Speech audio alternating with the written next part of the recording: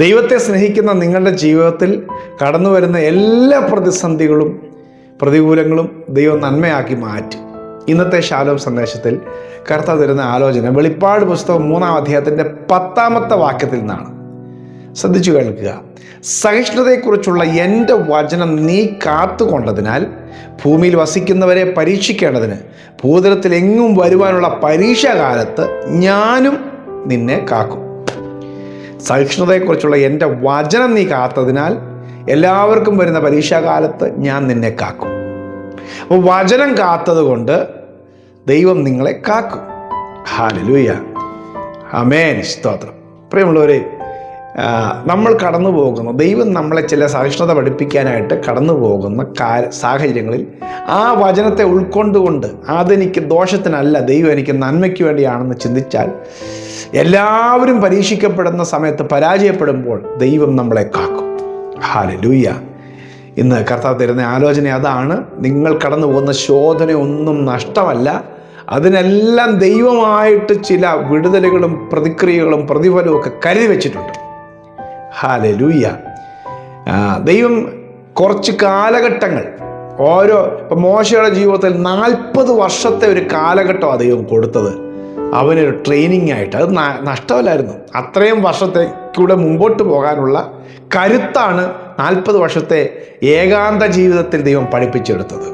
Hallelujah, ആമേൻ. യേശു 33 വർഷമാണ് 3.5 വർഷം ശുശ്രൂഷ ചെയ്യേണ്ടതിന് വേണ്ടി 33 വർഷമാണ് യേശു അടങ്ങിപ്പാർത്തത്. അതിൻ്റെ ട്രെയിനിങ്ങിലൂടെ കടന്നുപോയത്. ഹല്ലേലൂയ, ആമേൻ. ദൈവത്തിൻ്റെ ഭക്തന്മാരുടെ എല്ലാം ജീവിതം നമ്മൾ പരിശോധിച്ചാൽ അനുഗ്രഹിക്കപ്പെടാനുള്ള അല്ലെങ്കിൽ ദൈവത്തിൻ്റെ മഹത്വമായി തീരാനുള്ള കാലഘട്ടത്തിന് പിന്നിലായി അവർ അനുഭവിച്ച വലിയ ദീർഘകാലത്തെ ശോധനയുടെ ഒരു കാലമുണ്ടായിരുന്നു. പരീക്ഷിക്കപ്പെട്ട കാലമുണ്ടായിരുന്നു. പരിശോധിക്കപ്പെട്ട കാലമുണ്ടായിരുന്നു. ഇന്ന് നിങ്ങളുടെ ജീവിതം അത്രമാത്രം കൂടുതൽ കാലമാണെങ്കിൽ ഓർത്തോ, നിങ്ങൾക്കുള്ള വിടുതലിൻ്റെ കാലവും വിശാലമായതും വലുതുമായിരിക്കും. ഹല്ലേലൂയ. അതുകൊണ്ട് പരിശോധനയുടെ കാലങ്ങളെ ആരും അവഗണിക്കേണ്ട. അതാണ് നാളുകളിലെ മഹത്വമായി തീരാൻ വേണ്ടിയുള്ള ദൈവത്തിൻ്റെ കാലഘട്ടം, അല്ലെങ്കിൽ അതിനുള്ള ഒരുക്കങ്ങൾ. അതാണ് സ്തോത്രം. അത് സ്വീകരിച്ചോണം. ആമേൻ, സ്തോത്രം. അപ്പോൾ പരിശോധനയുടെ കാലങ്ങളെ ദൈവം വെച്ചിരിക്കുന്ന എന്തിനൊക്കെ വേണ്ടിയാണെന്ന് ഒന്ന് ചിന്തിച്ചാൽ, ഒന്നാമത്തെ കാര്യം, നമ്മളെ തന്നെ ദൈവം ഒന്ന് ശുദ്ധീകരിക്കാൻ വേണ്ടി വെച്ചിരിക്കുക. നമ്മുടെ സ്വയത്തിൻ്റെ എല്ലാ പൊങ്ങച്ചങ്ങളും സ്വഭാവങ്ങളൊക്കെ ഒന്ന് മാറാനാണ് ചില ശോധന ദൈവം തരുന്നത്.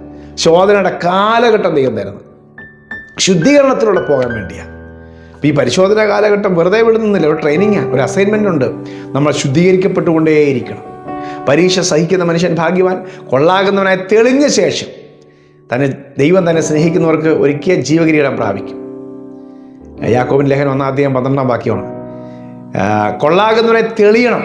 അപ്പോൾ തെളിയാൻ വേണ്ടി വെച്ചിരിക്കുന്ന ഒരു കാലമാണ്. ആമേ, ഒരുക്കപ്പെടാനുള്ള കാലമാണ്. സ്തോത്രം. രണ്ടാമത്തെ കാര്യം, ദൈവം കടത്തിവിടുന്ന പരിശോധനയുടെ കാലം എന്ന് പറയുന്നത് നാം ശക്തി സംഭരിക്കാനുള്ള കാലമാണ്.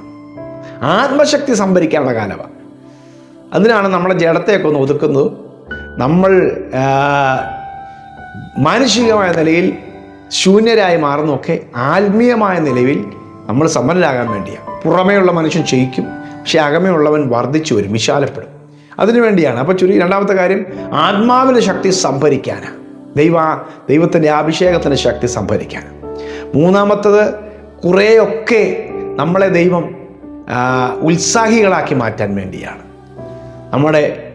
നമ്മുടെ ശക്തി എന്തിലൊക്കെ ഉപയോഗിക്കണം അതിലേക്ക് കർമ്മനിരതരാക്കാൻ വേണ്ടിയാണ് ദൈവം പരിശോധനയുടെ കാലം അയക്കുന്നത്.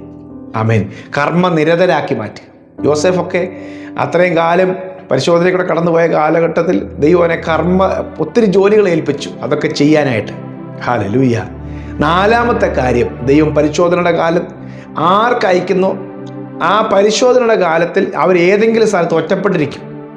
പരിശോധിക്കുന്ന സ്ഥലത്ത് അതൊരു പബ്ലിക് സ്ഥലമല്ല, ഒരു പൊതുവേദിയല്ല, സ്റ്റേജും അല്ല, എവിടെയൊക്കെയോ ആരും അറിയാതെ ഒതുക്കപ്പെട്ടിരിക്കുകയായിരിക്കും. പക്ഷേ ഒരു കാര്യം ഓർത്തോണം, ആ പരിശോധനയുടെ കാലം ഒരു സംരക്ഷണ കാലമായിരിക്കും. ലോകത്തിൽ മറ്റുള്ളവർക്കുണ്ടാകുന്ന പൊതുവായിട്ടുള്ള അനർത്ഥങ്ങളോ പ്രശ്നങ്ങളോ ഒന്നും അഫക്റ്റ് ആകാതെ ദൈവം മാറ്റി നിർത്തുന്നൊരു കാലം കൂടിയാണ്. ഹല്ലേലൂയ. അനർത്ഥ ദിവസത്തിൽ അവൻ തൻ്റെ കൂടാരത്തിൽ എന്നെ ഒളിപ്പിക്കും, തിരുനിവാസത്തിൻ്റെ മറവിൽ എന്നെ മറയ്ക്കും, പാറമേൽ എന്നെ ഉയർത്തും. ദൈവം മറച്ചു നിർത്തുക. അനർത്ഥ ദിവസങ്ങൾ മുമ്പിൽ കിടക്കുന്നുണ്ടാകും കേട്ടോ. ഹല്ലേലൂയ. ചില അനർത്ഥങ്ങൾ മാറിപ്പോകാൻ വേണ്ടി ദൈവം തൽക്കാലത്തേക്ക് മറച്ചു വെക്കും. നമ്മൾ വിചാരിക്കും, ദൈവമേ നീ എന്നെ മറച്ചു വെക്കുന്നതിന്, നീ എന്നെ എന്താ മറച്ചു നിർത്തുന്നത്? അനർത്ഥങ്ങൾ ഒഴിവാകാൻ വേണ്ടിയാണ്. എന്താ ഏലിയാവിനോട് പറഞ്ഞത്? നീ പോയി കെരീത്തിൽ പോയി ഒളിച്ചിരിക്കാൻ പറഞ്ഞില്ലേ? രാജാവിനോട് പ്രവചനം പറഞ്ഞിട്ട് കെരീത്തിൽ പോയി.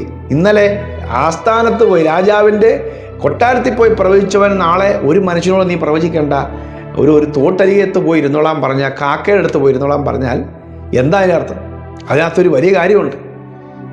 ആഹാബ് അടുത്ത ദിവസം ഈ പ്രവാചകനെ തപ്പി നടക്കും, വെട്ടിക്കൊല്ലാനായിട്ട്, കൊന്നുകളയാനായിട്ട്. ദേശത്ത് ക്ഷാമം വന്നതുകൊണ്ട്.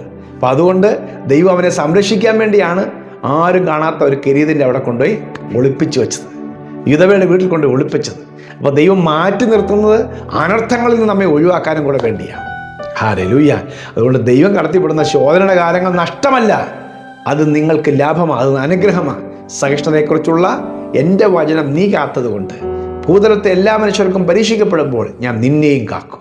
അതെ, ദൈവം നമുക്കെല്ലാം നന്മയ്ക്കാക്കി ചെയ്യും. ഒരു ദോഷം ദൈവം വരുത്തുകയില്ല. ഒരു ദിവസം നമ്മളെ ദൈവം പുറത്തു കൊണ്ടുവരും. പരിശോധന കഴിയുമ്പോൾ നമ്മൾ പുറത്തു വരും, ദൈവത്തിൻ്റെ മഹത്വമായി തീരുവാൻ. പ്രിയ കർത്താവേ, ഈ വചന സന്ദേശം കേൾക്കുന്ന എൻ്റെ പ്രിയപ്പെട്ടവർ കടന്നു പോകുന്ന വളരെ ശോധനകളുടെ നടുവിലും ദൈവം ഒരു ഉറപ്പിച്ചു നിർത്തണമേ. അതൊക്കെ നന്മയ്ക്ക് വേണ്ടിയാണ്, ഒരുക്കപ്പെടാൻ വേണ്ടിയാണ് കർത്താവെ, ശുദ്ധീകരണത്തിന് വേണ്ടിയാണ് കർത്താവെ, കർമ്മനിരതരാകാൻ വേണ്ടിയാണ്, ശത്രുവിൻ്റെ ശക്തികൾ കർത്താവ്, ശത്രുവിൻ്റെ ആക്രമണങ്ങളിൽ നിന്നും സംരക്ഷിക്കപ്പെടാൻ വേണ്ടിയാണ്. അതെല്ലാം ഞങ്ങൾ അറിയുന്ന കർത്താവ്, ഞങ്ങൾ ശക്തി സംഭരിക്കാൻ വേണ്ടിയാണ്. ഈ സന്ദേശം കേൾക്കുന്ന നിൻ്റെ മക്കളുടെ ജീവിതത്തിൽ ദൈവപ്രവൃത്തിയിലേക്ക് നിൻ്റെ മക്കളുടെ എല്ലാ അനുഭവങ്ങളെയും കൊണ്ടുവരണമേ.